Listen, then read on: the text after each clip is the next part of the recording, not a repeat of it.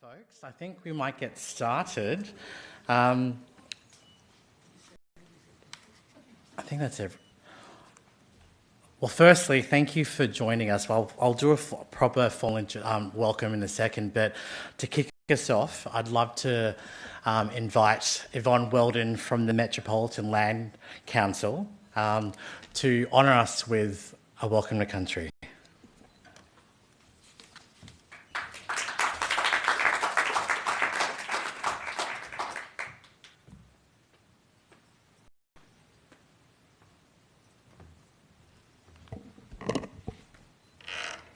Slightly shorter.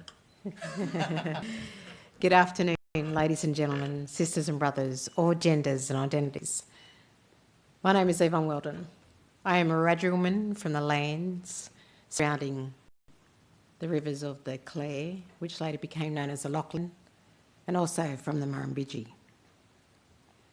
I am an authorised representative of the Metropolitan Local Aboriginal Land Council, who are caretakers under the New South Wales Aboriginal Land Rights Act for the land that we are gathered on. I would like to pay my respects to all elders past and present, to all First Nations, to you and the ancestors of the lands that you've travelled from or are from.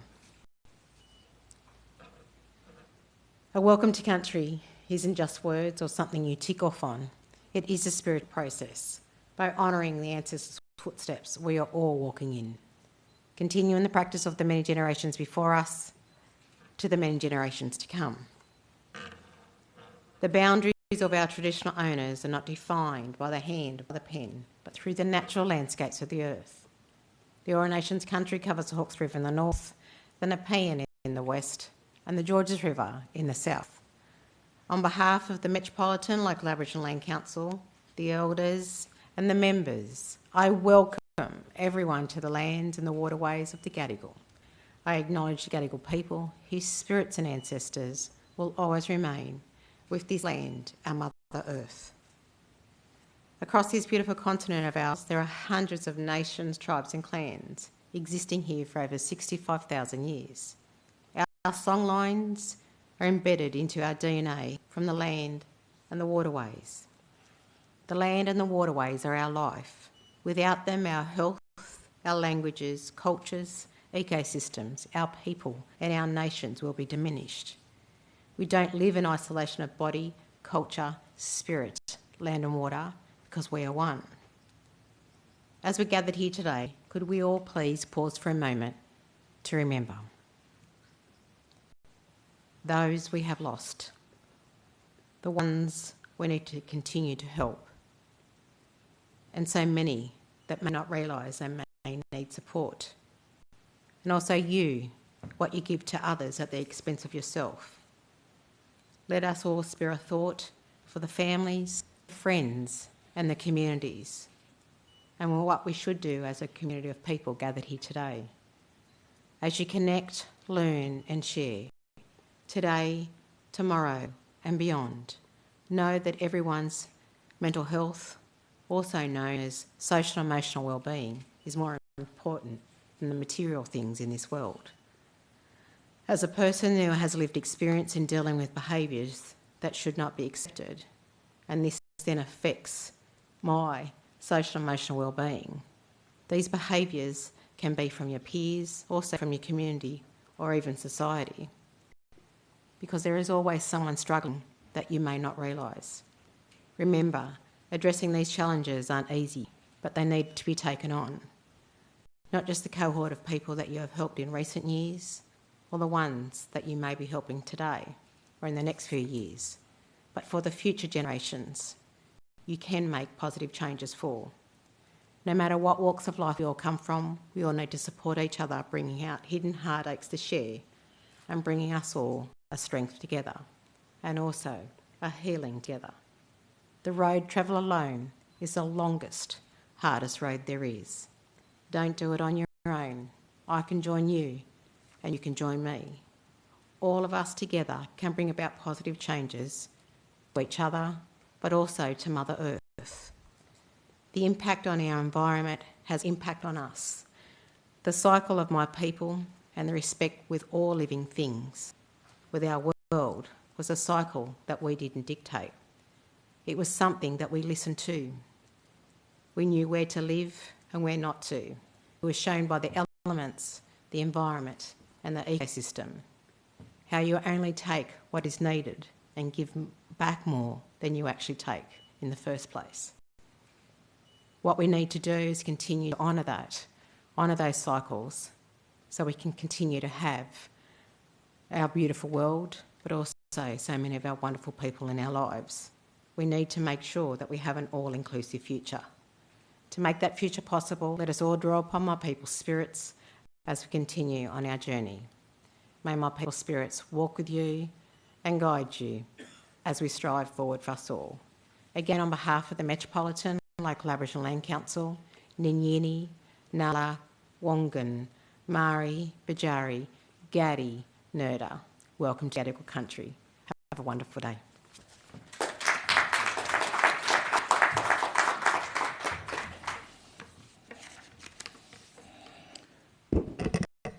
Only slightly taller. Thank you, Yvonne, for that welcome to country.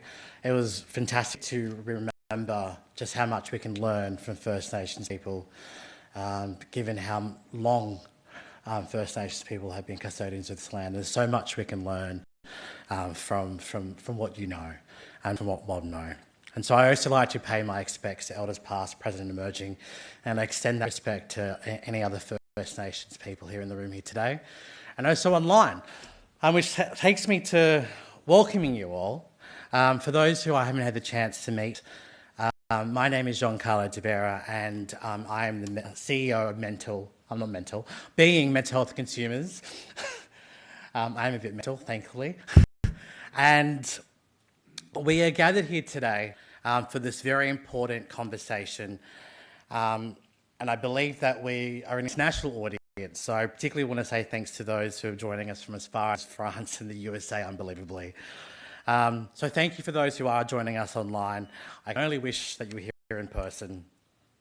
I also want to express my thanks to Dr. Amanda Cohn for her and her team's support in organising and hosting this event with us today. Your support means a lot, and obviously your participation is something we look very forward to. I'd also quickly want to acknowledge Being's Chair Tim Heffernan, who's in the room. Hey Tim, for joining us here today, as well as Julie Mallard, who is on the board of the World Federation for Mental Health. Thank you for being here today. We will be reserving some questions from the floor and in the chat for those online later on today. But for those who don't know who Being Mental Health Consumers is, we are the state peak body that represents all mental health consumers. We are 100% governed by and for people who are mental health consumers. And today we take this opportunity to focus on climate anxiety and the exposure to climate disaster in contributing to the incidence of mental health challenges in Australia. But before we dive into that really important conversation, I've got to do a bit of housekeeping for those in the room. Firstly, now that you know who Being is, if you are a member of Being and you are a mental health consumer, join. We need more voices. We need more diverse voices in the movement that Being and others like us are pushing for change. It's so incredibly important that people with lived experience are at the centre of that change, and that is what Being stands for. But in the case of emergency, please follow the exits. The meeting point will be in the Domain Gardens, which is behind us. Bathrooms are just outside to the theatre to the right, which is your left. And we do have peer support available here today, so we're delighted to have Ash Watson with us today. There's Ash in the corner. So if you ever need some peer support and anything that comes up today for you, please say hello to Ash. Ash is an experienced peer worker and is here to support everyone who may experience mental health distress, and they feel the need to take time out. Please use the anteroom to the theatre, which is a designated a safe space and quiet place as well. Lastly, I wanted to introduce our two fantastic Auslan interpreters. We've got Fran, who's Fran here, and then Katie behind. They're here today to sign today's event, so thank you both Fran and Katie. And for the benefit of our Auslan interpreters, I ask those who do speak today to be mindful of your cadence. That's really a reminder for me because I can talk very fast, so please do be mindful of your cadence. So, why this discussion? Why now? Well, first, it's an incredibly important conversation, as many being members have directly experienced the mental health challenges that come with climate change and natural disasters is real. In New South Wales, the onslaught of recent floods, particularly in northern New South Wales, has had devastating impacts on communities. Earlier this year, the Australian Climate Service released its National Climate Risk Assessment Report, which outlines approaches to understanding who and what might be at risk from changing climate. Meanwhile, we continue to see a political discourse that revives and reasserts climate denial, even in this year's federal election. Meanwhile, Australia remains committed to hosting the Conference of Parties to the UN Framework Convention for Climate Change, COP31. So it beggars belief that we are trying to assert ourselves on the international stage when we can't even talk about this conversation in our own country. My own personal advocacy at the United Nations at the Conference of State Parties to the Convention on the Rights of Persons with Disabilities, shortly after it's a mouthful, sorry, I nearly stumbled over that, shortly after the Lismore floods, also demonstrated to me just how many countries around the world aren't considering how people with disability, including those with mental health challenges, aren't being considered in what the CRPD calls situations of risk, which is inclusive of natural disasters. But the CRPD is clear. We have a human right to be included. Article 11 of the Convention reconfirms this, which is what makes this conversation even more pertinent when we consider the mental health challenges that arise from climate change and natural disasters, which disproportionately will impact young people who will bear the brunt of inaction. Climate change anxiety, in particular, is just one of many social environmental factors that contributes to people's mental health challenges. And we need to be alive to that fact, because if we don't consider how to include disabled people in disaster risk reduction, then we will compound mental health challenges, which is the foundation for today's discussion. It's hard to imagine, I know, a far-flung future. I find it hard to think of next week, let alone a decade or longer. But perhaps a word that a philosopher known as Glenn Albrecht coined in 2003 could help us. Glenn coined the word solastalgia. I wonder how that's going to be interpreted. Which he describes as the homesickness that you have when you are still at home, but your home environment is changing in ways that you find distressing. What a great word. So to help us unpack solastalgia and so many other things, I want to introduce our fantastic panellists. Today joining us is Dr. Amanda Cohn MLC, a former GP and now member of the New South Wales Parliament and the Greens spokesperson on mental health. We hope Amanda will share her experience and why it's so difficult to get meaningful political movement on this issue. We're also honoured to have Nirvana Talukder, a law student, youth climate activist and member of the AYCC. We hope you will stand with and be a loud voice for all young people, because young Australians in particular are frustrated at the future which they are set to inherit. We also are joined by two peer workers who have got direct experience with natural disasters recently. We've got Butch Young, a mental health consumer advocate and peer worker, and we look forward to hearing his first-hand experience in supporting people through the 2019 bushfires. We also have Annie Pons, an experienced mental health clinician from New South Wales Northern Rivers, and we look forward to hearing Annie's first-hand experience supporting people through the 2022 and Albert cyclone floods in Lismore, and how that is similar or different to Butch's experiences with bushfires. But however, it is with regret that we did have Dr. Blanche Verley planned to come today, but unfortunately is unable to join us today due to sickness. But we're very lucky that we are now joined by Dr. Cybele Dey, a doctor who is Sydney-based and a child and adolescent psychiatrist, who works at the Sydney Children's Hospital Network and is a conjunct lecturer at the University of New South Wales, where she is involved in research and advocacy on planetary health and mental illness. She's also the chair of the Doctors for the Environment Australia's Mental Health Special Interest Group. Thank you for joining us at the last minute. So to kick us off, I asked all speakers and panellists to join us on the stage, where I'll be asking each panellist to make a brief introduction of their journey and why they are motivated to be here with us today.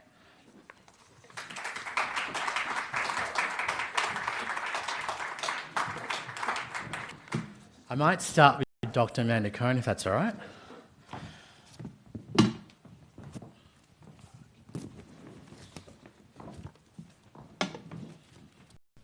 Thank you so much, Giancarlo and Being, for the opportunity to have this really important discussion here today on Gadigal land, and thank you, Councillor Weldon, for that wonderful welcome to country as well.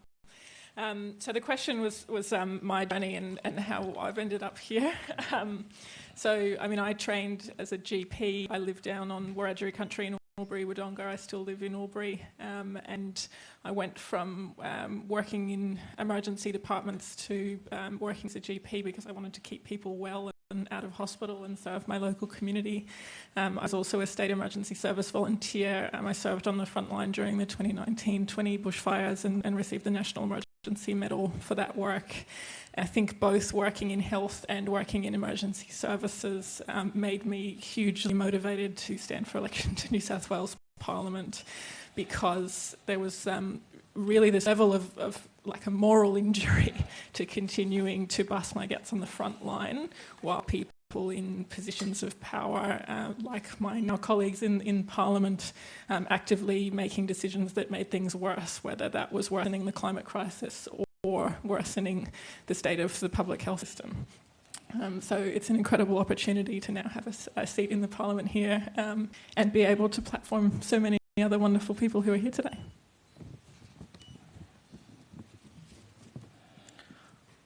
I'm not going to dictate who goes next. So. Happy to. Thank you. Hi, my name is Cybele Dey. As you were hearing, I'm a child and adolescent psychiatrist.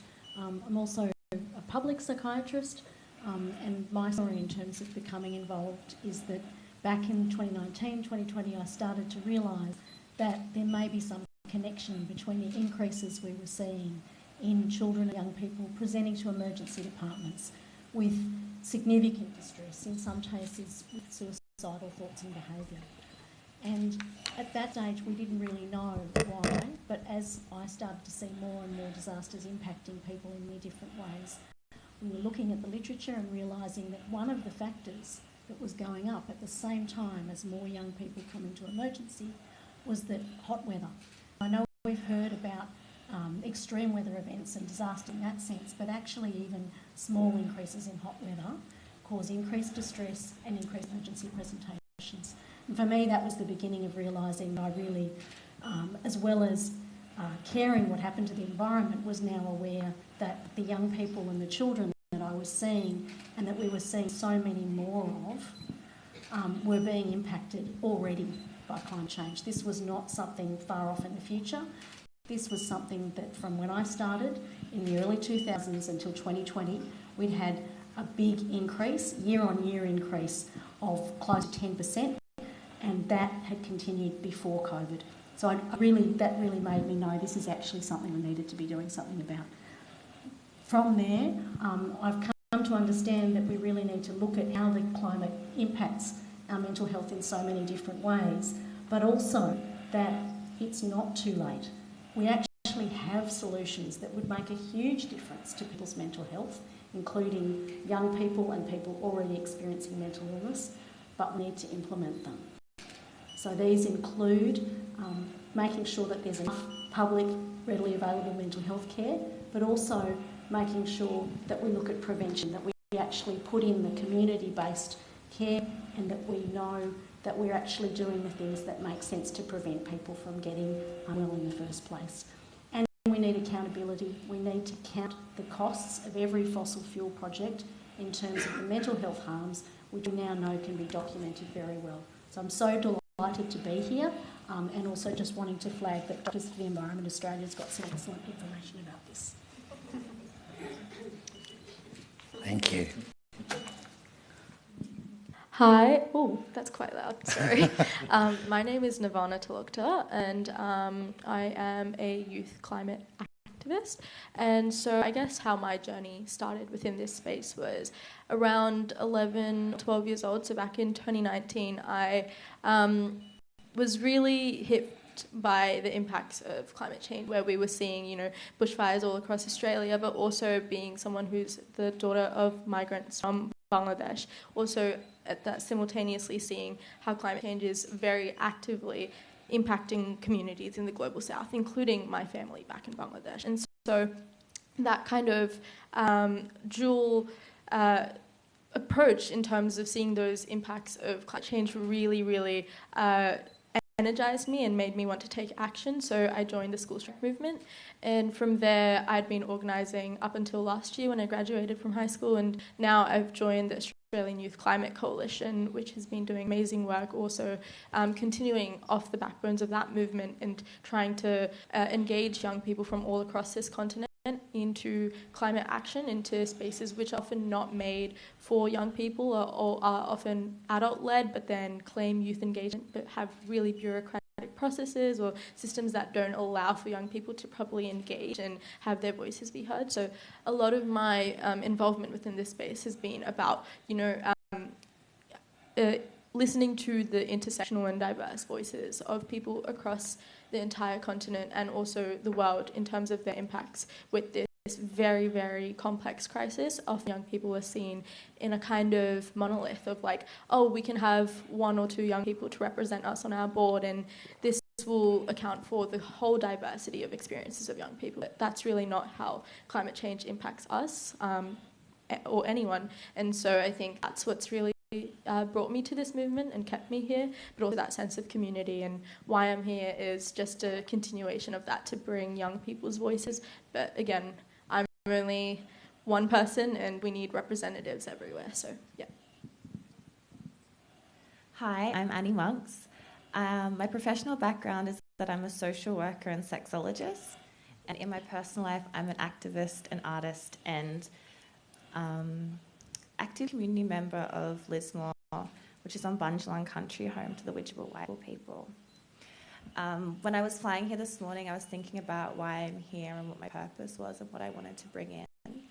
And I thought about my main purpose, and the message I wanted to get across was showing people that you don't need to fear country, even when things are getting hotter and wetter and drier, and that it's safe to find a sense of belonging and love and an invitation to reconnect back into country in the context of climate change and mental health. I think that's it. I'm Butch Young, and thank you, Bing, for the invitation. I think more importantly today is about inviting all of you to be more involved in natural disaster and climate change. It's a difficult scenario to talk about when you've been there, when you've witnessed so much, but it's also a wonderful scenario to be involved to create change for the future and what we could do better. When I look at the picture behind me, I see the cracks, and I think there's a lot of cracks need to be filled, and forums like this are an opportunity to fill those cracks. And one of the questions that always resonates with me is, what could we do better next time? And there will be a next time, again and again and again. And if I take myself back to those moments, it's what I took with me mattered. When you've got no communication, when you've got no fresh water, when you've got no phone, no electricity. So when we think about these things, medication, clothing, think about your own home environment when it comes to a disaster. What could you grab? It's a really serious scenario, but it helps so much if you just have an idea of what to take and how to go about that. Thank you all. God, there's already so much in. I was going to start with a somewhat basic question, but I thought I would start with this question is because I think we need to hear it explicitly from everyone. Why does mental health matter so much when it comes to natural disasters?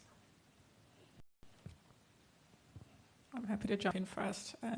I was trained as a GP, right? So my medical specialty was looking at the whole person, not any one body system. And it's so clear that mental health and physical health are just intrinsically linked. You can't care for one without the other. They have such a profound impact on each other. And we know that climate change is the biggest health threat of this century. That's very clear from all of the science and all of the experts, even if there isn't the community awareness of that yet. So it's clear that climate change is something we need to be looking at if you care about people's well-being and their mental health as part of that. I think when you talk about disasters, and I'm hesitating to use the word natural disasters because I think we're in a paradigm where there's actually nothing natural about what's happening. This is human-induced climate change. So when we talk about disasters, mental health is not usually at the forefront of the kind of playing around emergencies. It can be an afterthought or thought about as part of recovery, or like it's a little bit of a luxury rather than being part of really core work. And when I think about my time on the front lines or in spaces like local emergency management committees, people put a lot of thought into roads and infrastructure and essential supplies and a lot of the really physical, tangible things. And even when you think about the health emergency response part of that, it might be making sure that people have medications available. But I've very rarely seen mental health be really part of a core emergency response. And with everything we know about trauma and how it can really profoundly impact people for their entire lives in so many ways, getting that initial trauma response right could really change the course of people's lives. And I think, I've only seen it happen in really small ways. Certainly working in emergency departments, there's real understanding about opportunities to do things like a warm debrief with the right group of people straight away, and how that can help you process an experience in a much better way long term.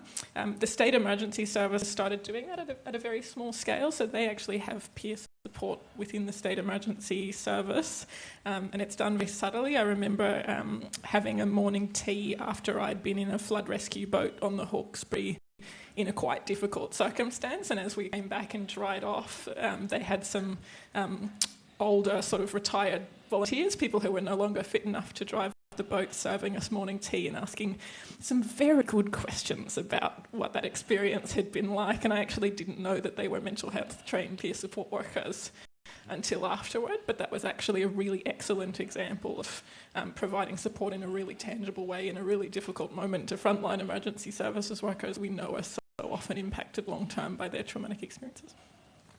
I might actually ask our peer workers in direct response to that, because I think that's an incredibly important point you made, Amanda.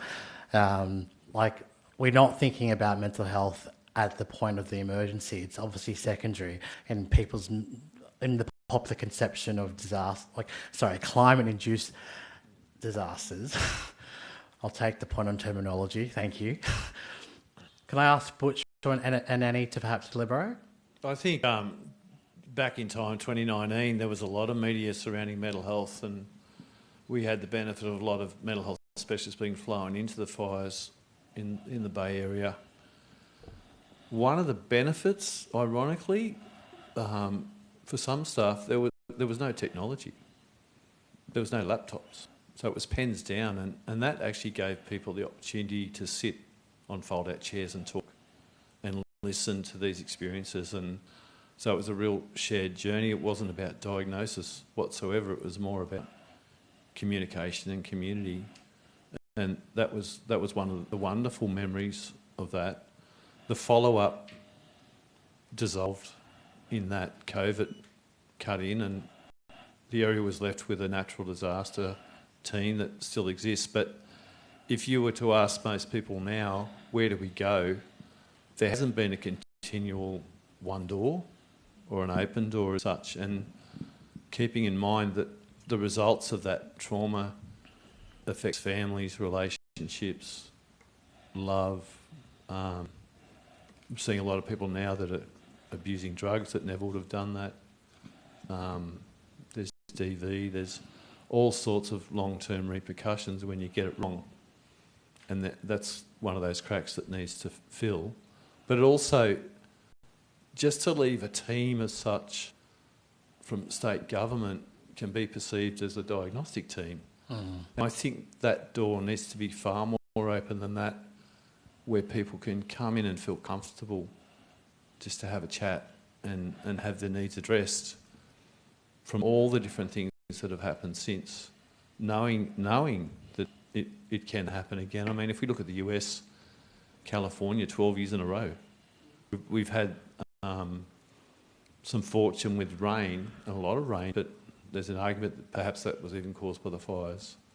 So, and obviously floods, and having cousins and friends in Lismore are affected by that too. So there's a close relationship between the two.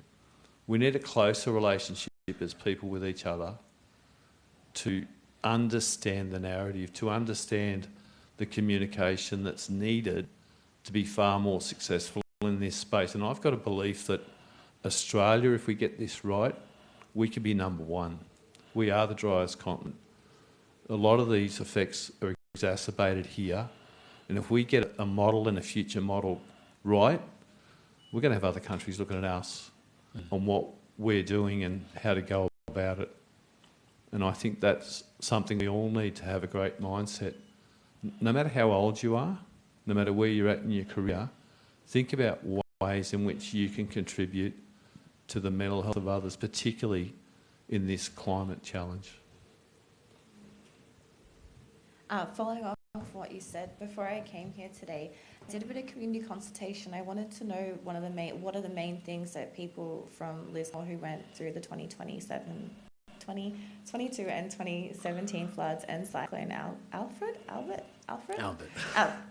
Cyclone. What were the messages that they wanted me to share with you today?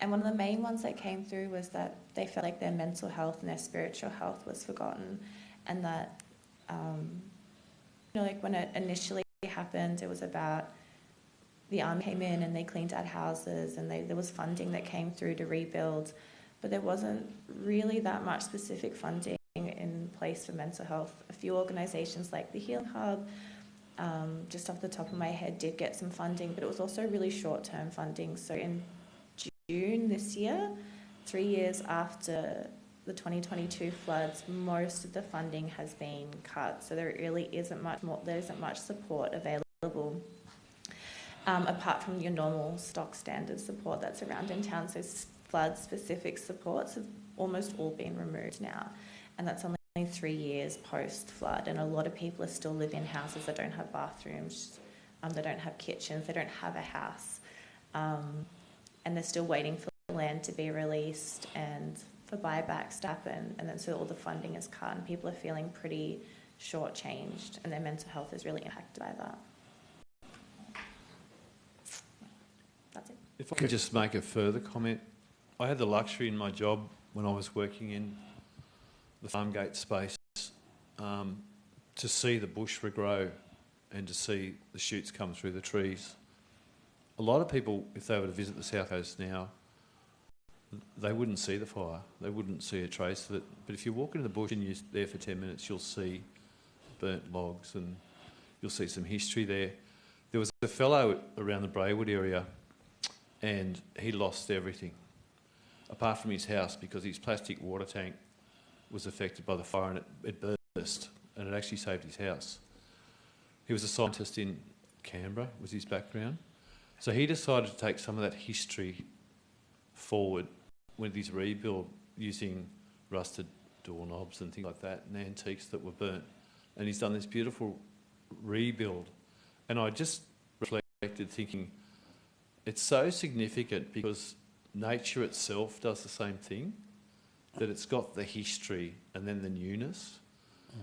So what we have to do to be able to fill this gap is to take some of that yesterday forward. And it might be painful, but it's also therapeutic. And we've got to use some wisdom when we do that.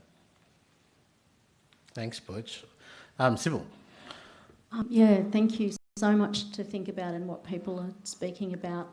I wanted just to go back to how do we think about what is needed in the face of extreme weather events. And I'm choosing my words carefully because it's true. In fact, what we're seeing are human-driven extreme weather events from fossil fuels. That is actually the science. And yes, it creates disasters when we can't prepare adequately, when communities aren't supported sufficiently, when we don't have the resources to do that. But in a sense, it is really a human-driven problem. So just coming back to what can we do, the other thing I'm struck by what I'm hearing is how much that reflects the science and research. So we know that when people experience a traumatic event, such as during a flood, a fire, or a cyclone, that increases their risk of a whole range of mental health disorders. It can be transient distress, but it can also be something that has a long-term ongoing impact. We already know that, and we know that children born in 2020 are going to be exposed to 2 to 7 times as many extreme weather events as their grandparents. And what we're seeing is people are not just exposed to one event. Just as they're starting to try and find their feet again, people are exposed to another event. So we need to really actually recognise that, and that the mental health care that people need, we need to listen to the evidence about what reduces the risk in the first place. So one of the things is good local community care that's connected, including their general practitioner, and that their leaders and people in positions of power are taking every action that they can to protect them. So that's both stopping new fossil fuel projects and doing all of the local measures to actually protect the local community. The other thing we need to do is look at the evidence that the mental health impacts go on for 20, 25 years. So it's not a matter of just having something transient that finishes, and unfortunately a lot of what finished in areas that I do telehealth to finished about 12 months after the 2020-2019 series of fire and floods. And that was just the point at which a lot of the children and young people started to present, was when the services were being pulled out. So we need to listen to the evidence, and I would just like to come back to something from Auntie Rhonda Dixon-Grosvenor from a paper that we've done together. I'll find the quote eventually. The gist of it is essentially that as well as recognising our connection to nature and that we're part of nature, and that actually in itself is a human quality that can heal us, we also need to be taking care of each other. And I'll find the quote properly later, but that was what she's taught me about it. No, thank you. That's quite exciting to hear that, 2 to 7 times more likely for those born from 2020, which makes me want to bring Nirvana right now into this conversation, as obviously young people are going to be bearing the, as I said earlier, the brunt of inaction. Why does mental health matter when it comes to climate-induced disasters for young people? Thank you. I think the base has been covered by everyone in terms of how there's that interconnectedness with mental health and climate change. I think a big thing that we've touched on is that intrinsic link between physical and mental health, but there's also that spiritual health that is often also overlooked.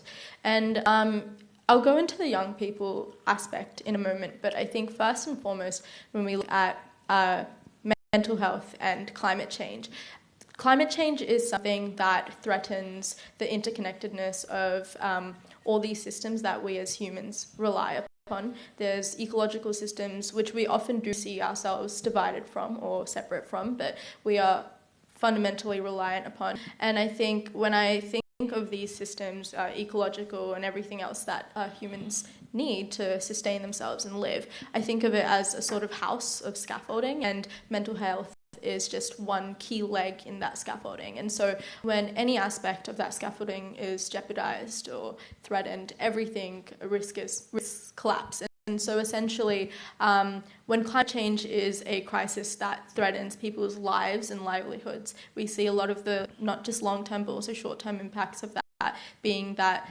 people's entire sources of incomes, people's entire homes are destroyed, and then in the long-term sense, like Butch touched on, there's domestic violence that often rises. There's huge psychological impacts in terms of people's access to resources, whether that be health resources or education or many of those things. And so essentially that is one key factor that impacts mental health, but then also that interconnectedness that's innate to all of us with nature, with ecological systems. There's that spiritual connection which very much consciously and subconsciously impacts us, and our connection to country. It's within us all, but we don't look at it often, especially within Western institutions or Western research. It forefronts physical health or anthropocentric kind of ways of understanding how humans are impacted or the world is impacted. So I think there's all of that kind of tied together.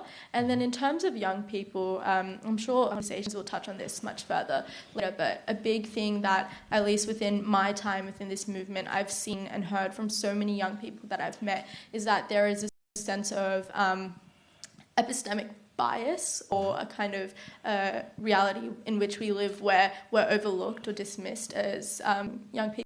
And even though now climate change has, for majority of us and majority of society, become a factual reality, I still on a day-to-day or week-to-week basis come across people in comments or even in real life telling me things like, oh, you're so young, but when you're my age, you'll realize this is not climate change. The climate always changes. Or those really kind of dismissive comments. But then even beyond climate denial, even within spaces where climate change is acknowledged, young people's voices are often discredited as being not experienced enough or not having enough of that lived reality and understanding of how this impacts us. But if you think about the fact that over the course of the entirety of our lives, over the course of my whole 18 years of being alive, I've been seeing the rapid shifts in which the climate is changing and the impacts of that upon everyone, including myself, including communities in different parts of the world. It's very easy for us to see the kind of not just objective time, but the experiential time through which this is rapidly shifting. And so I think it's very much alarming to young people on a mental health and physical health basis, because we're seeing this in real time in a much more kind of rapid lens compared to people who might be looking at us and saying, you're too young, you're seeing this as something that's a disaster or a crisis, but this is what has always happened. And so I guess that's how I think it's interconnected. No, thank you. That's can't believe you're only 18. My goodness, because what an incredibly erudite I think for us to learn from. It's and I love that model. So thank you. We've skirted around this issue of trauma a bit, but obviously it's at the centre of a lot of this conversation. So I wanted to delve into all of your experiences with climate change, anxiety, and trauma, and how that links to declining mental health, or rather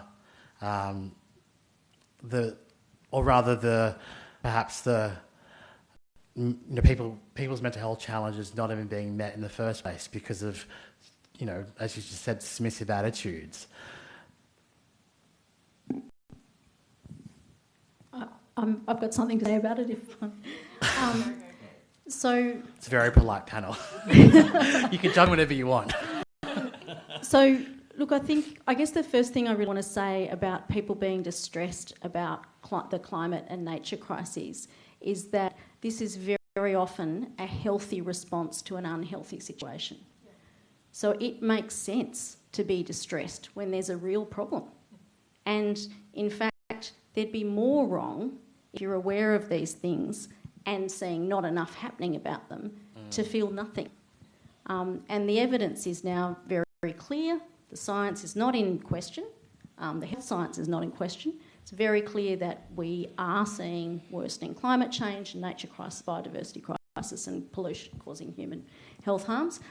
And one of the things that I think is really important around distress about that is that actually some really simple things make a big difference. So having someone listen to you who is willing to hear what you've got to say and assumes that you know yourself well, which, you know, if you're there, you're the person who probably does know yourself the best, that listens and validates your experience in the moment, whether they have different opinions about other things or not, that they listen and they validate. We need to check that there's not something else going on that people need help with, but that first step of not dismissing and listening, and actually just providing a safe space makes a big difference. And that's something that I think we are moving on in health, but we've got a long way to go, because even within, amongst health professionals, there's a range of acceptance of the climate reality and awareness that this is actually something we need to respond to. The other thing I'd say is that what you've described, Nirvana, is very much what the evidence tells us, that when someone experiences being dismissed, not being taken seriously, being essentially treated as if they can smell the fire in their house, but someone's telling them to roll over and go back to sleep. And that is not going to reduce your anxiety. And I think that's what's happening for a lot of children and young people, is that they have lived experience that climate change is happening. And if you see people that you want to trust and rely on not listening to you and not actually doing anything, that's alarming. By the same token, actually by working together and collaborating together, we can make things a lot better. So I think there's a really important balance to be struck there, that it isn't just about acknowledging the reality of the distress. It's also about connecting with nature, taking breaks from the doom scrolling, connecting with other people in the real world, and doing some of those other things that are important for our well-being. Not to pretend that it's not a problem, but to also take care of ourselves. I just wanted to touch on, and it was mentioned earlier about SES and emergency services. A lot of those people that were involved with the fires, particularly at the highest level in governance, are no longer in those jobs, and maybe they didn't get the support they needed, and they're now peers. A lot of people with disability, there was no escape plan. It was only that we were lucky enough to have some really smart people in the NGO sector that knew where to check on most of those people. A lot of Indigenous people are still homeless down the south coast in total relationship to the fires and the floods at Mogo. A lot of elderly people have been neglected since that event took place. So we need to have a holistic community approach to where we can walk together and move this forward for everybody with great consideration for all challenges, and not think just about yourself. First and foremost, you've got to have an escape plan for yourself, but you've also got to think about your friends and neighbours and those in need. And not even when the event takes place, it's not just about that, it's years after that event, which was also touched on. Where are they now? And did they ever get the chance to talk about it? Do they want to talk about it, or did they get the chance to get the help that they needed? I just wanted to come back to the concept of climate anxiety, I suppose, as separate to the direct trauma experienced by people who've had first-hand experience of disasters. And I think Cybele said something I agreed with strongly about the kind of how normal anxiety can be as a response. And people listening to this who live with an anxiety disorder will laugh, because I think at a population level, just like at an individual level, a certain amount of anxiety is normal, but it's also really helpful. A certain amount of anxiety gets us to take action and to do something. You can obviously have too much anxiety, and that's where at an individual level you need mental health support, or at a population level we become unconstructive. But we should have a certain amount of climate anxiety, and that climate anxiety should motivate us to work together to take action on it, rather than seeing it as a problem in and of itself. And I think politically this is something that's just become so absurdly twisted.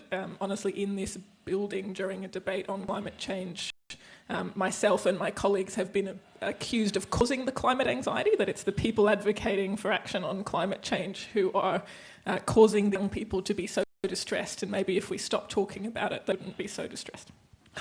Actually, Can I just add in, and just that is the opposite of what the evidence tells us. So we know this is not something that I've just made up on the spot. It's been studied carefully that actually when you see people taking proportionate action, preparing for extreme weather events, doing what needs to be done and taking action at the causes, that lowers your distress. And I just wanted to add one other thing, that for a lot of people, the distress may not look like anxiety.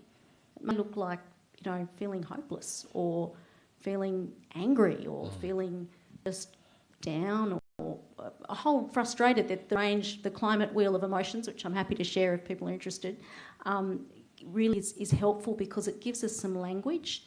Because one of those things is experiencing this in isolation and with other people making you feeling like you can't share it makes it harder. Whereas if we have words for it and we have connection with others, we can work together to solve problems and we can be okay. Oh, thank you. I actually want to just back a step and go where we were going with Amanda's comment because you're right, there's obviously been an incredible amount of inaction politically, and Dr. Blanchfield he called that climate gaslighting.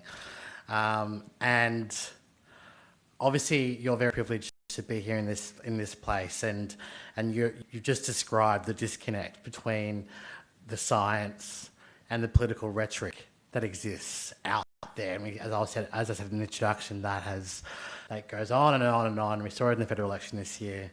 So, could you talk to us more about that political disconnect and the lack of action?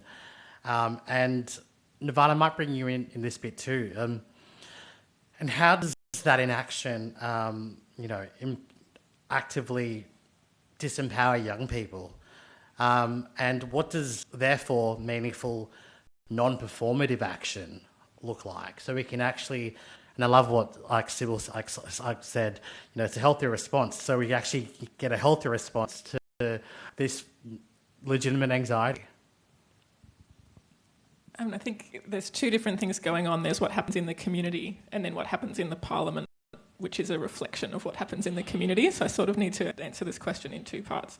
What's happening in the community is there's obviously a huge amount of disinformation about climate change that comes from people who stand to make extraordinary amounts of money from inaction. That's where it starts.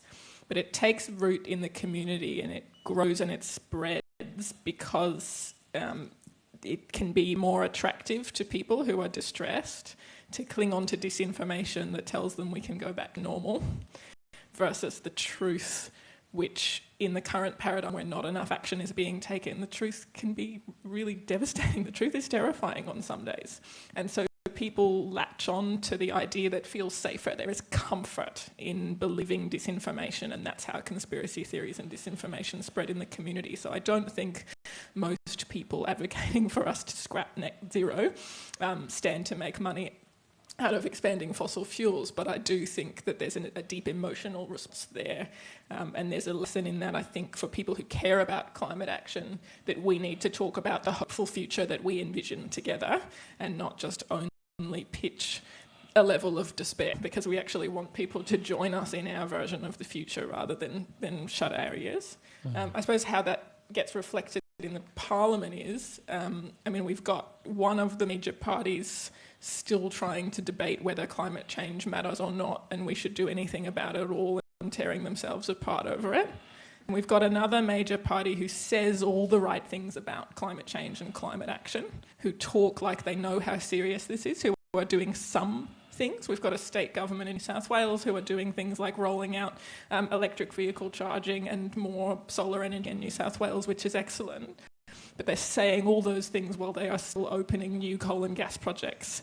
And they cannot be serious, they cannot mean the words that they're saying while we continue to be one of the biggest exporters of fossil fuel in the world. And you talked about that level of distress that comes from sort of feeling gaslit, right? Being told by someone they understand how deeply important this thing is, but they're not going to do the action that's needed. At the moment, the Labor government, both at a state and a federal level, is getting away with that, with saying this is a government that really cares about climate action.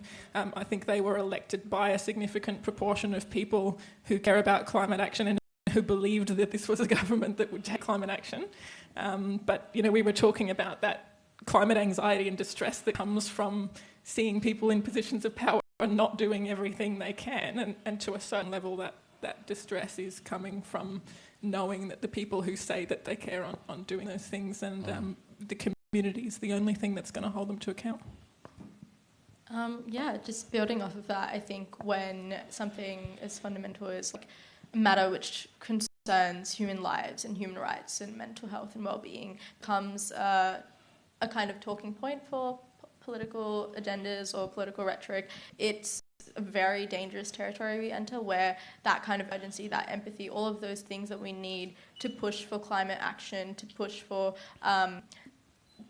responses which equitably kind of consider everyone who's being impacted in those complex and different ways by the climate crisis, that's essentially, there's a fracture in that. There's a fracture in that empathy and urgency. And I think for specifically how young people are impacted by it, I think it creates a very big loop of essentially disconnection and anxiety rooting from helplessness. And I guess eco-anxiety or climate anxiety is an umbrella term that we use for so many different things, whether it be like PTSD or this existential crisis, an existential thought, or whether it be this feeling of powerlessness, which a lot of young people, especially those who are not of voting age, feel, whether it be that anticipatory grief or moral injury. And so this kind of umbrella term, it's really good to see how mental health and that kind of thought around well-being is being pushed more and more into climate action and climate responses, but at the same time, for young people, it can be very challenging when we are brought into spaces, whether it be into political spaces or other like NGO spaces, and told to bring forward our submissions, our thoughts, our research, and we go in there thinking this is our moment to be heard, and then used as photo ops or used as people who are there for that conversation, but then not actually having those submissions implemented into policy, into legislation, into other things. And so that's one big challenge. But then beyond that, I also think that essentially there's a huge topic around the linguistics of climate change, going back to eco-anxiety and that kind of umbrella term we use, especially a lot of the language that's used around climate change enables conversations that treat climate change and climate impacts as something that's an issue for the future, or impacts which are for the future.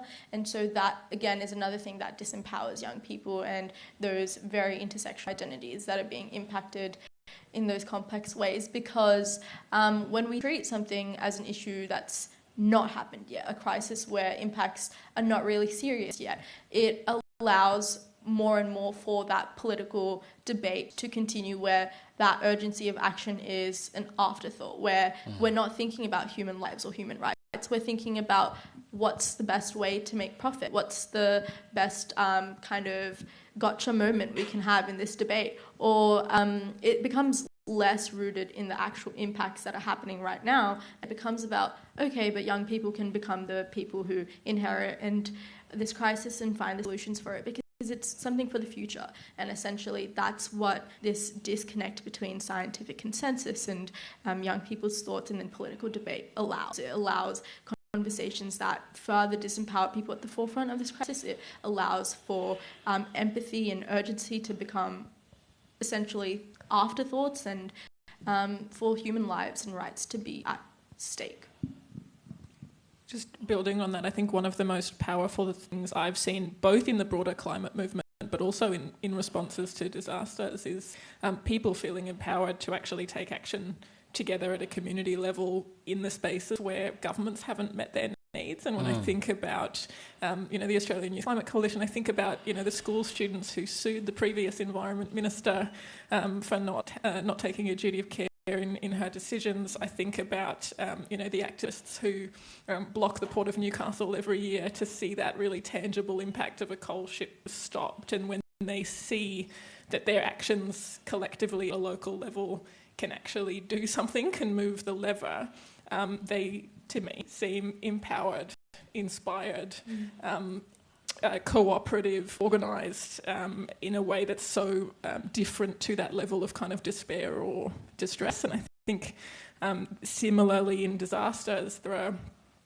some really excellent examples of, local neighbourhood centres that are providing incredible social infrastructure where at a local level they've filled in gaps. People supplied food to each other or evacuated residents who were more vulnerable, who needed extra help. People have organised at a street level or a neighbourhood level to set up extraordinary work. And I think when they can see that their actions actually make a difference, that gives people so much energy and so much hope to then keep going. Yeah, let's go there. I want to bring Butch and Annie in that, because obviously My brain was just mashing it out there. It's about that lived experience. And if you even go back to Darwin, when Darwin was flattened, where's that lived experience going forward? I mean, we have these disasters and we don't go back to the Brains Trust. No, we have another policy, we have another document, we reinvent the wheel, we've got it in draft form. You get another natural disaster and they don't bother to read it. So this lived experience needs to be the table for tomorrow. And these people are valuable. They were there, they lived it. They know what needs to be put in place. They know what it's like. They know what's missing. It doesn't change all that much. It increases, the need increases, but the Brains Trust is being neglected to be asked and even paid. What do we do here? And every single time this happens, we get a massive meeting, we get government surround a table. Santa Claus didn't make it into Darwin. He's not coming. Like, realistically, we need to take this forward. And it dates way back and even before then. Natural disasters have been happening for a long time now. When do we get the opportunity to embrace the Brains Trust? yeah, we don't That have lived it, that know what they're talking about, because the same pattern is happening time and time and time again. And these people are silent and they're neglected. Here. Sorry, if I could just... Sorry, would you like to? Just building off of what Butch has just said, and I think tackling that second part of your question about what does non-performative actions and solutions actually look like, particularly in that very much policy, political, legislative space. I think first and foremost it's about, like Butch said, really centering that lived experience and breaking down and dismantling the thought that there is such thing as a singular form of climate action or climate solutions. There is no one-size-fits-all approach anywhere within this movement. And I think everywhere within the climate space, it's about that inclusion of diverse voices from everywhere in the world, every single identity and background, to kind of reflect how there's a diversity in our world and reflect that diversity into the solutions that we have, because those impacts are equally as diverse. And I think a big thing, particularly for young people, is acknowledging that we need spaces that break down that inability for them to have decision-making power, especially when I look at retrospectively to the school strike movement and my involvement there. A huge rallying force for that was that we were all young people who did not have the power to vote, and essentially within these democratic countries like Australia, a lot of our power is in that ability to vote, and that's how we believe that our political institutions and leaders will reflect our sentiments and needs and wants into proper legislative reform and things like that. But when there's still that gap where even though we've elected in a party that promises things but then isn't actually giving us those kind of solutions that they've promised and really advertised, I think it becomes about creating, getting rid of those barriers that exist, the systemic barriers, and really bringing in voices from everywhere into the decision-making process, not for a board that exists for 1 year or 2 years, but forever, where we're having communities that are at the forefront of this crisis, whether it be from communities that are in Lismore impacted by floods and bushfires, to Indigenous communities whose country is continually being threatened by fracking and coal and gas and all these other things, to young people, to people from the global south, actually brought into those policy-making spaces and getting rid of that huge divide which exists between community and politics or politicians, because it feels like there's a whole world between us right now, and even though we voted them in, it seems like they have one reality that they're living in, and then there's us, where they get to make profit out of these extractive systems. They get to make profit out of coal and gas, which is threatening our lives and livelihoods, our sources of income, our food systems, our homes. But then we're here being told and fed lies by them a lot of the time that they are acting on these things, they are hearing us, but then we're not seeing that become a tangible reality.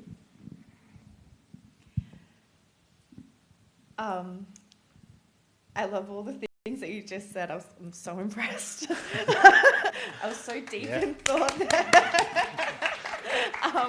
And before I came, I was like, Annie, don't be a political psycho. You know, like stick to some other things. And I was like, oh, there's greens on the panel. Like, it's actually going to be fine. I'm going to stick to the messages that I wanted to get across. And Don't censor here. It's okay. yeah. I'm on my best behaviour. So I wanted to touch on what we were talking about, lived experience. I remember just after the 2022 floods, I asked my grandma, who was a kid during the 1952 floods, what it was like and how the river has changed and how the environment has changed. What has she noticed? And one of the things that she said was that the way that they responded to natural disaster was really different. She was like, everyone in the kitchen, she remembers going and getting her grandma, who was on the dining table on a rocking chair over North Lismore, and she remembers being in a boat and getting her grandma out of that house. Nana Powell, her name was, and getting her out of the house, and everyone in the town knew to go to a road that's near Nimbin, a road heading out to Nimbin, and everyone there, it was one of the highest points over that point of town, and everyone knew what to do. And she also told me that when she was a little girl, that the relationship that they had to the river was really different. I think people fear it now, and they think it's yucky and dirty, and they don't feel love for him. His name is Marmang, and or the Wilson's River. And so when she was a little girl, the whole community spent time loving the river, and it was crystal clear. And she talked about how the mullet would come up and down, and those things don't happen anymore. And so, like, her lived experience of how people responded to the natural disasters, because Lismore's quite notorious for them. I think in the last 10 years we've had a drought, we've had fires, we've had floods, we've had the cyclone. There was another cyclone that came through Danube and ripped a bunch of the roofs off the houses. So there's just been so many. But I think, yeah, as a community, we used to have a lot more collective knowledge, and now as we've gotten bigger and we've maybe more, in my experience, more disconnected, that information isn't so readily available and shared. And I wanted to, when we were talking about climate anxiety, like, again, in the community that I live in, Lismore, it's more than anxiety, it's CPTSD, it's, you know, this stacking of disaster after disaster where people are, it just feels like you're just taking hit after hit. You know, you get a flood, you get a fire, you get all these things, your nervous system is just taking a hit after hit. And there isn't really, in the history that I know of, there hasn't been so many natural disasters back to back like that. So there isn't really any knowledge, intergenerational or collective knowledge to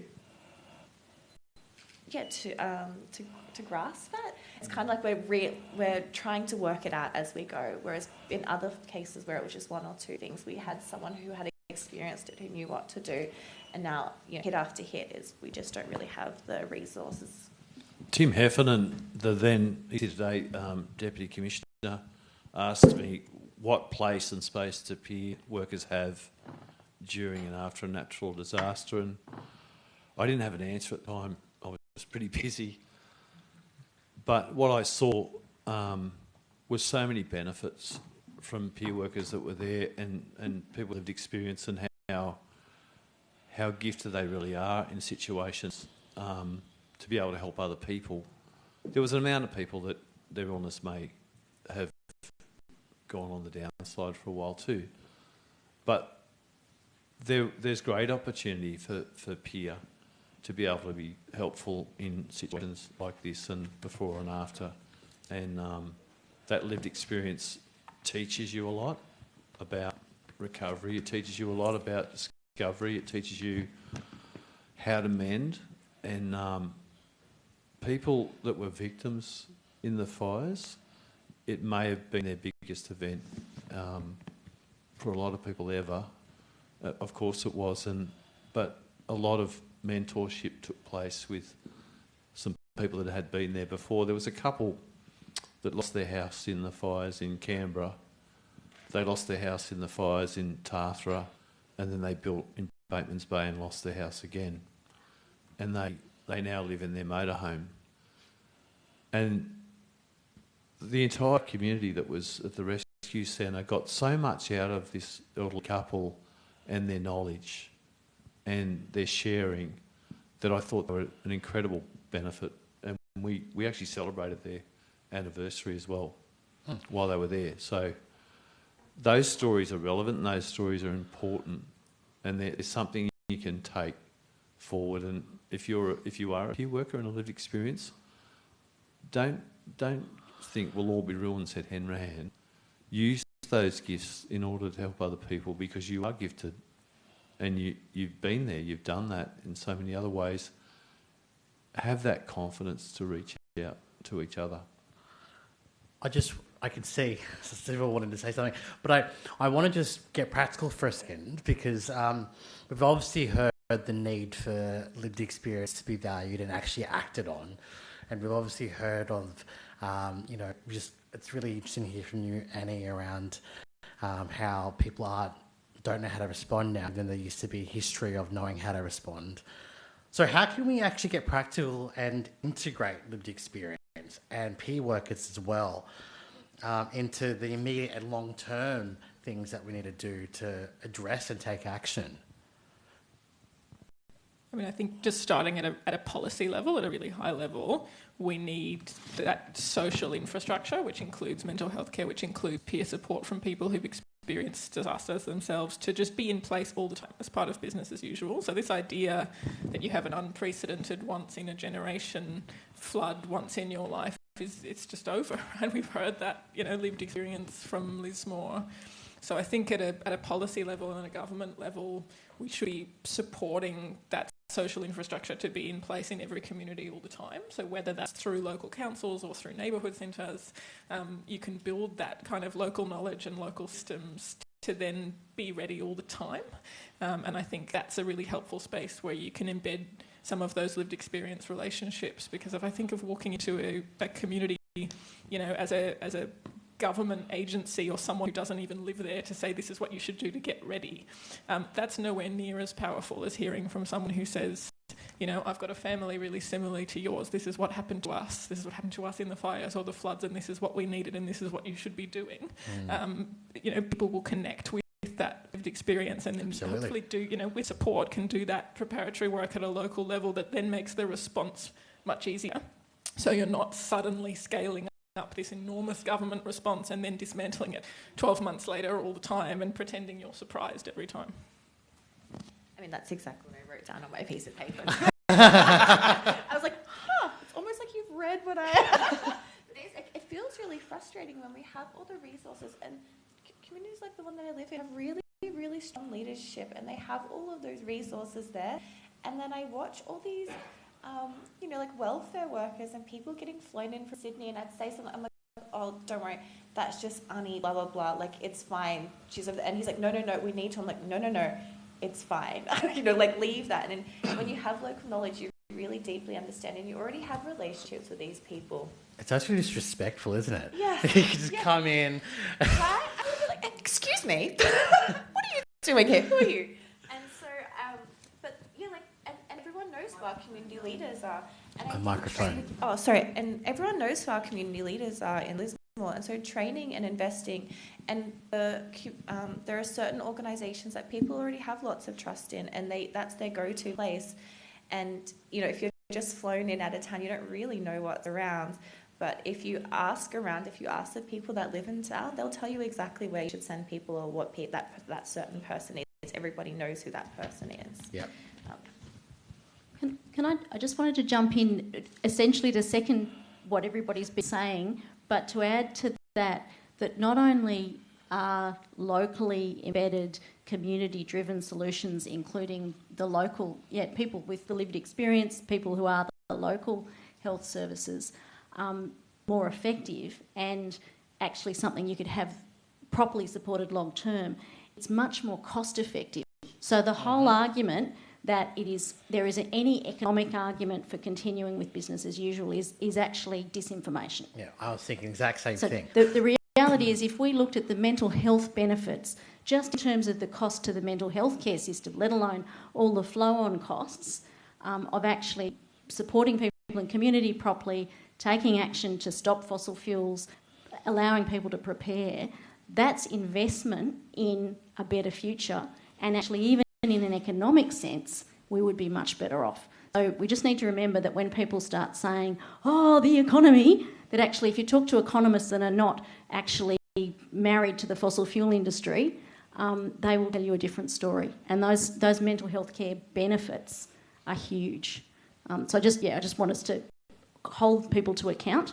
And in fact, we need that in policy. We need policies that actually measure the impacts and then fund the things that will actually make it better. The only thing I'd say is when we had this disaster down the coast, it was so big. We probably at the time needed the army.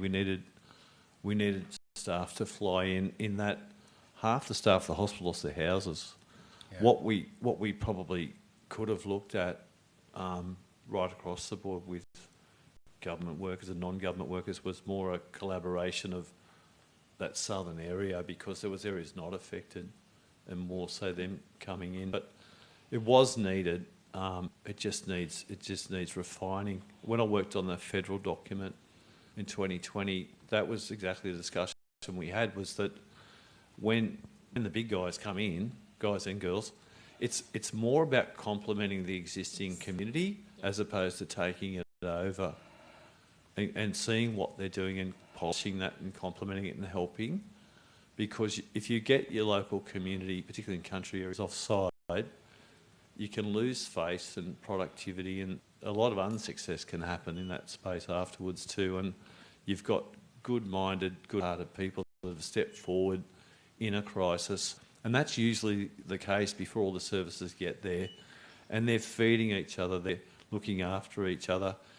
You can't be counterproductive in that when you arrive simply because you've got a badge and a uniform and think we're taking over here. You know, it's more about complementing what's already happening. I'd love to just jump in and build on that with a really a small scale but tangible example, because I completely agree with you.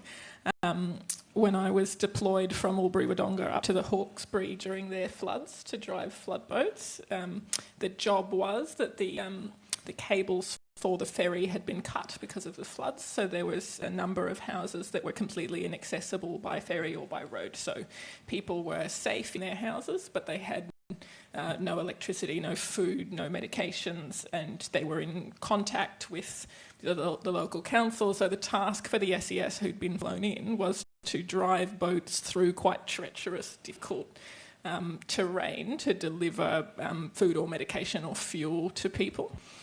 And, you know, from an outside perspective, I was driving a boat on this river for the first time in my life. I was a good boat driver, but I'd never been on the Hawkesbury. With floodwaters up, you don't know what's under there, right? There's fences, there's power lines, there's picnic tables and garbage bins and all sorts of things. So we come in without that local knowledge, and you have to work out where you want to go and drop things from, you know, a combination of topographic maps and the sonar on the boat, and you're trying to do this from a technocratic point of view. But I remember one street that we went to drop food off. There was someone who had experienced floods on that river before, who lived there locally. Yep.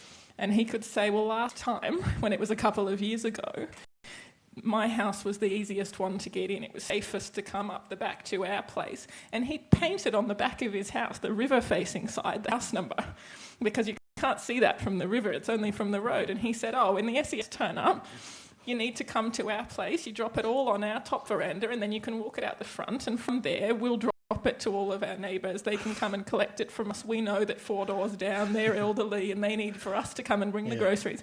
And they just completely had an organised coordination. This is a one street level. This is a very small scale example. But that was a state government service coming in to provide a support that was needed. But it was you know, we were told what to do by a street that had lived experience, that had coordinated at a local level and anticipated this. And that was totally different experience from every other area that didn't have that level of coordination. And I just imagine if that was explicitly facilitated and supported on a regular basis, how much easier, and to Cybele's point, how much cheaper it would be when you then bring in the out-of-town SES or the Army to come in and be told exactly, I'd love to know exactly what support every street needs and exactly how to get there.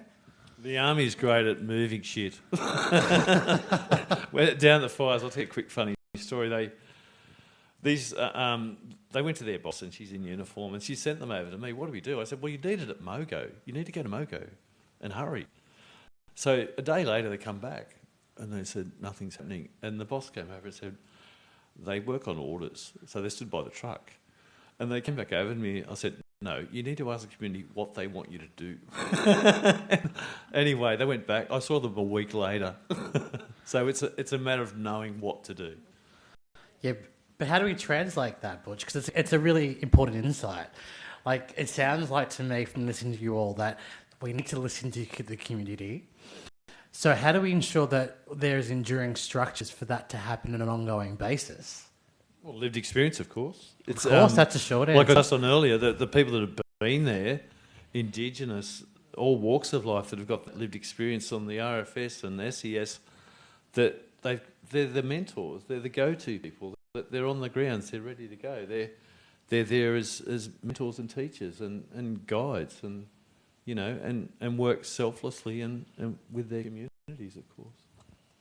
Governments just need to fund this stuff on an ongoing basis, and unfortunately when you fund really good long-term social infrastructure, you don't get to come and cut a ribbon once a year for some fancy new boat, and so it makes it much less sexy for politicians. They love to have a visual for the camera. I think some of this deeply important long-term critical work, it needs to be demanded by community so that government fund it. And I just wanted to add on to that actually having a round table where you bring in the combination of people in policy making and in government who have some power, people with lived experience, people with expertise from the research point of view and from the healthcare system point of view, and actually embed these plans based on what we know already works and would cost less than what we're doing already, into legislation and into action going forward, and that the spending for the government on doing that would be repaid so many times over. So in a sense we have the answers, but at the moment they're siloed and they're not connecting with the decision makers. Yeah. So we need a process like, starting with a round table and then an advisory group that brings these groups together but gets them in the ear of and the next to the hands of the people making the decisions. And I think everything you touched on, just building off of that, that process, breaking it down, I think this is where grassroots organising and grassroots community comes through, whether we're talking about lived reality or local action groups.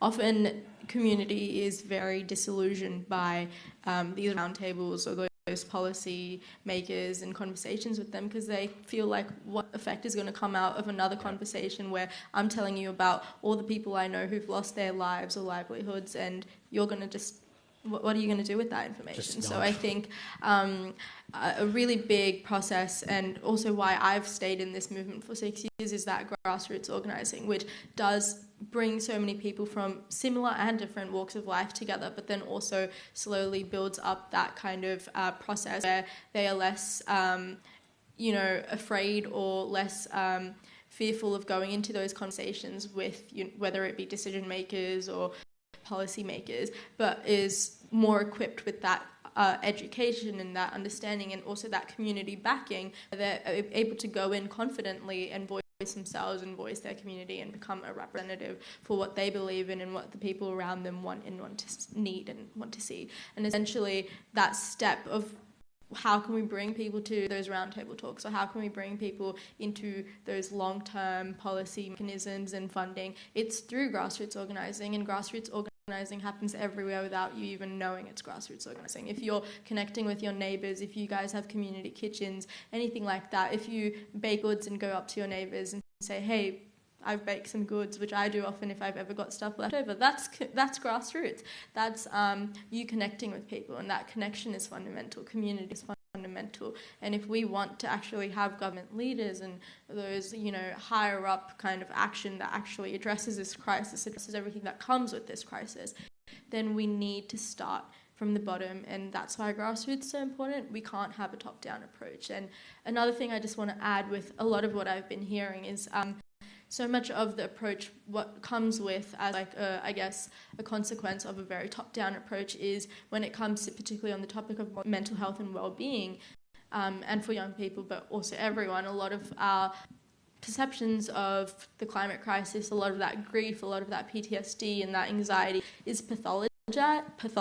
And sorry, I think I said that wrong. But okay, but right. Instead of validated, and we need safe spaces where it's just about listening, storytelling, and healing, and not about getting, told that you need this sort of therapy. And I think a big thing that community organising tackles, which these systems don't, is that we don't need an individualistic approach. We don't need people going into rooms with a person they don't know, or a GP or a therapist they don't know, and telling them everything they've experienced, and then leaving there with no tangible impacts, leaving there without anything that they can hold on to long term, but rather having community groups that are based off of the learnings of local groups, based off the learnings of people at the forefront, based off of the learnings of Indigenous people who have been on this country for thousands of decades, and really putting healing on a shared level instead of an individual level.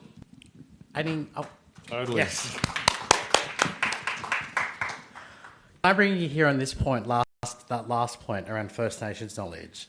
What can we incorporate now?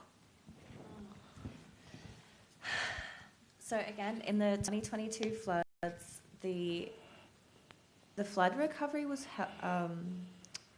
held so well by the Koori Mail and the Healing Hub.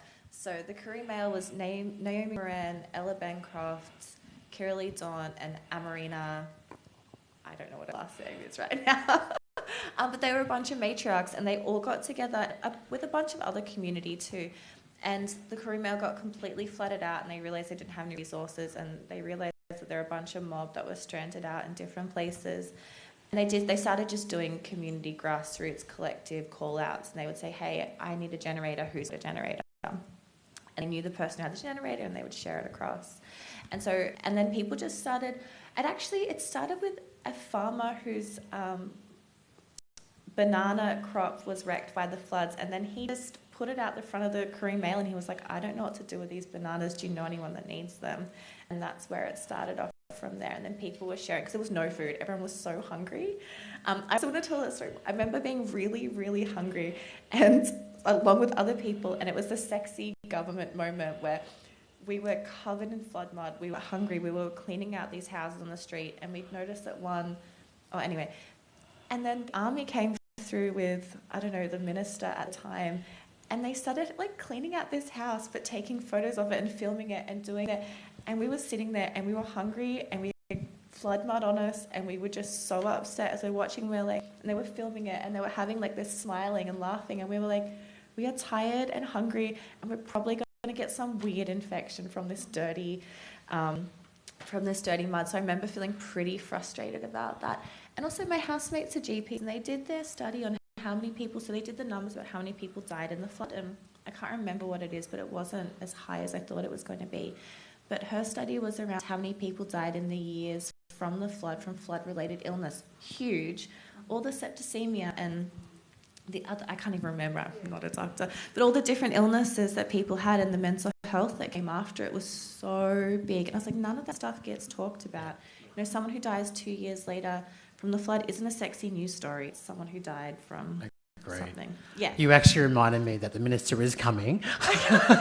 And so I'm doing a terrible job at moderating this, because obviously I forgot that the minister's coming so soon. But I wanted just to abruptly end such a fantastic conversation, but open the floor quickly to some questions and some comments from people. The minister will speak in about 5 minutes. but I thought I would firstly steal a mic from someone, so if I can get Shannon to come to front, and we'll throw to Julie first to ask the first question or comment.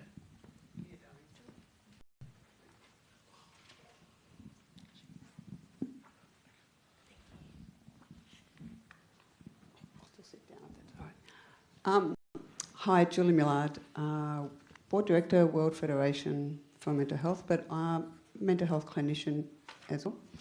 So I wanted to say thank you very much for the presentations. It's been fantastic, as everyone's bringing very valid points. I'm agreeing with everything, but also too, having spent nearly 4 decades in mental health, I've seen the increase in the rate of disasters that the country's experiencing, not only us here in Australia, but globally as well. Certainly Bangladesh experienced some terrible floods recently. My thing then leads on to saying that the World Federation for Mental Health, we allocate World Mental Health Day theme each year, and this year's theme is access to services, mental health in catastrophes and emergencies. We saw earlier that there's great need for this, and it's correct. Mental health is often not being considered when countries are working around emergencies and disasters. And so this has become our theme now. It will now go till, October next year. So it's a year's worth of focus. The advocacy that goes with that is also then about getting the World Health Organization to recognise. And so that's recently occurred, I think, last week. So there's this great need globally to look at this. But more importantly for us, as Australians, is what's happening with our neighbours in the Pacific and the Pacific Island nations. We understand Tuvalu's going underwater. We understand Vanuatu. We also need to be looking to working with our neighbours, in this context. But so, thank you. No, thanks for that. Agreed. Cooperation is very important. Gwen? No. Oh. A sad, funny story. The current government in New South Wales decided to put air conditioners in the houses of some public housing tenants. So I was one of them. So I say to them, how am I supposed to run this? They said, turn it on. I said, but I can't afford the electricity. And I said, if I use it, more electricity means more coal, so you've got another excuse to open the... So I didn't get any answers. So I said, okay, I've got a small inheritance coming. Can I put solar panels on my roof? And they said, no, yes, you can, but we'll take them off when you leave. Ever heard anything so stupid? Yeah, that's another story. I had to take it to the minister to get LED lights put in my house. And how I'm helping to restore country. I'm restoring country in my backyard. I'm planting indigenous native plants and doing a mini urban forest.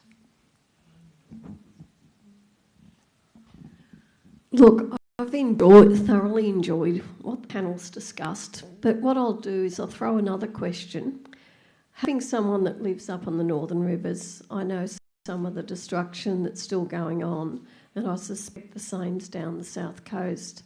With the floods in 2022 that the Northern Rivers had, there was a lot of schools that were impacted that were never reopened and still remain closed.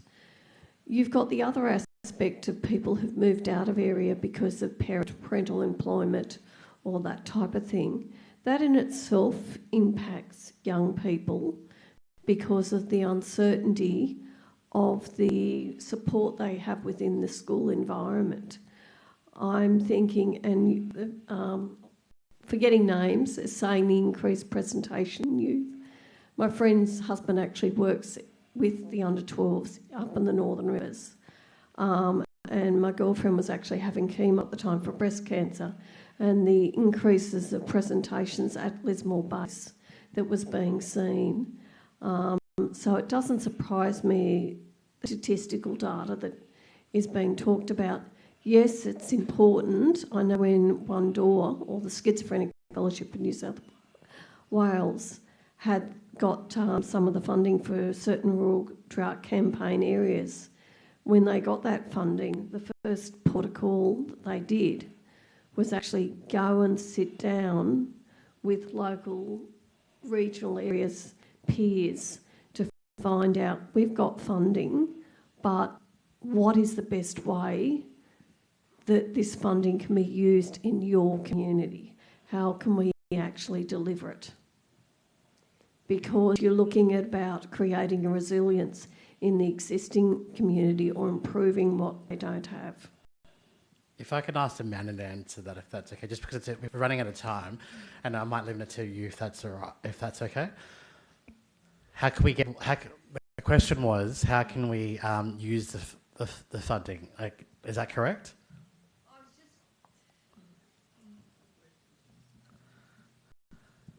Talking generally, if you've got a community that's been devastated by disasters, we've got an increasing presentation in our youth.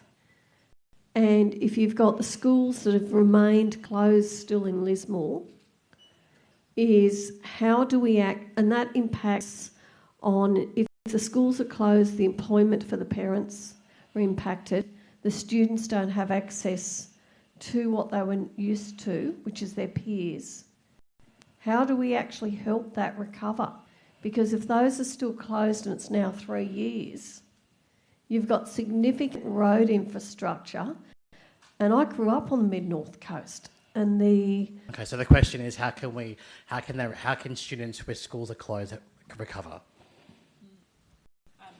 I mean, it's a fantastic question, and I think to some extent this sort of how do we recover question is interesting, because I don't think you can go back to normal in the new paradigm of the climate crisis that we're in, and this idea that we can just rebuild back to exactly where everyone was and where exactly every school or house was, I think is fraught and probably shouldn't be a goal. But I mean, I was talking earlier in answer to a different question about the need for a much more business as usual embedding of disaster preparedness and recovery within the community, and this is exactly part of that. We're actually creating those networks and connections at a local and regional level. Like, you know, resilience is a word that's thrown around a lot. It's not just about well-built roads and bridges. Resilience is about those social communities and connections as well, so that when you then have something like a school getting closed because the building becomes unsafe, that it will happen again for some other disaster somewhere very soon, I'm sure, that network, that social infrastructure continues, that those families can feel connected or have other means of connecting, and it might be people getting formal education somewhere else if they need to during an evacuation situation, but that sort of social connection with their peers for emotional well-being is of course separate to that as well. Yeah, no, thank you, Amanda. Apologies to those who are online that we haven't been able to get to your question, but we're incredibly honoured to have the Minister here with us today, the Honourable Rose Jackson.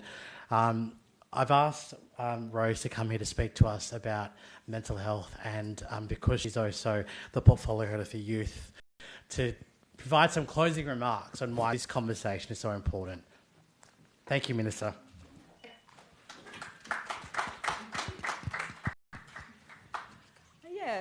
Hey everyone, my name's Rose. I'd like to start by acknowledging the traditional owners of the land and pay respects to elders past and present, and extend that respect and acknowledgement to any Aboriginal people joining us. Look, I think this is a really important conversation because the statistics tell us that not only is our climate changing and the destructive impact that is having on our local communities is increasing in scale and severity, but that the mental health impact of that is significant. That is already being borne out. That's not a new or emerging or future risk. That is a risk that we're experiencing right now. So people would be familiar with Origin, research they have done showing that young people are already articulating serious climate-related and weather-related anxiety and distress. That is compounded by research that the University of Wollongong, for example, has done, that has mapped very hot days in Western Sydney, days over 40 degrees, with self-harm presentations at emergency departments in Western Sydney, and there's a really obvious correlation. So this is a reality that we're living and experiencing right now. And I think it's fantastic that being as the lived experience peak in New South Wales is prioritising and platforming this particular conversation during Mental Health Month. It's something that I think is really important. In fact, just this week, as this event was being held in Parliament House on Friday, a member who, for obvious reasons I won't identify, spoke to me about how important this conversation was for them because their child, who has a history of mental health issues, one of their triggers is climate change. And for that young person, the recent national climate assessment that the Commonwealth Government recently released was incredibly distressing, led to an 8-hour fixation session on that report, reading it, rereading it. That was how that distress was manifested over 8 hours. They were able to get intervention and support after that quite extended period of fixated distress on that particular report. The Commonwealth doing the right thing, releasing the National Climate Assessment, getting that data out there, getting that conversation happening in the community. But the impact of that on that particular young person who is, someone who's connected into this political network, the parliamentary elite, able to access and navigate all of the kind of services and support that we're able to provide. What about all of those young people, particularly young people in regional and rural areas who, are living through natural disasters who don't have those advantages? So this is a really important conversation. I think it's great that Being is putting it on. Of course, we need to not just deal with building resilience and response. We need to intervene to stop the most catastrophic impacts of climate change being felt in the first place through policies that actually properly respond. But unfortunately, we are seeing more serious and more severe natural disasters and climate-related natural disasters, and alongside all of the other physical and social responses, we can't lose sight of mental health. And it's not just the immediate mental health of people who are impacted at that, it's the long-term of it. So really congratulate Being on the really thoughtful conversation here today, and certainly as the Minister for Mental Health, it's one that's been raised with me before and really keen to talk about the lived experience voice of how we respond to that going forward. So thanks, Junko.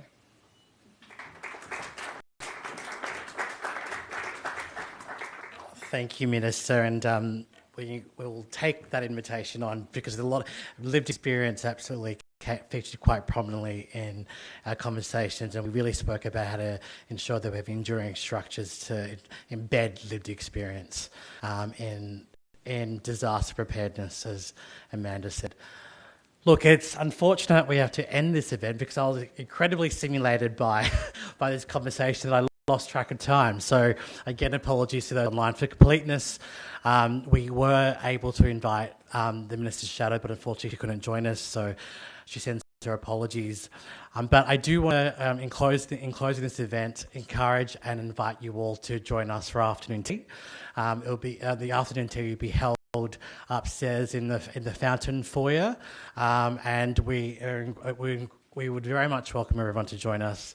Please do, because we overcater because the ethnic in me needs to feed you, and we just need to make sure that none of that goes to waste.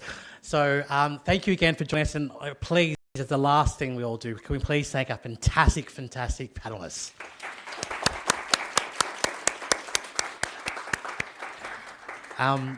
If I can just ask the Minister and the panellists to quickly join on stage for photos, if that's okay. Otherwise, we encourage everyone to go upstairs for the morning tea to start shortly.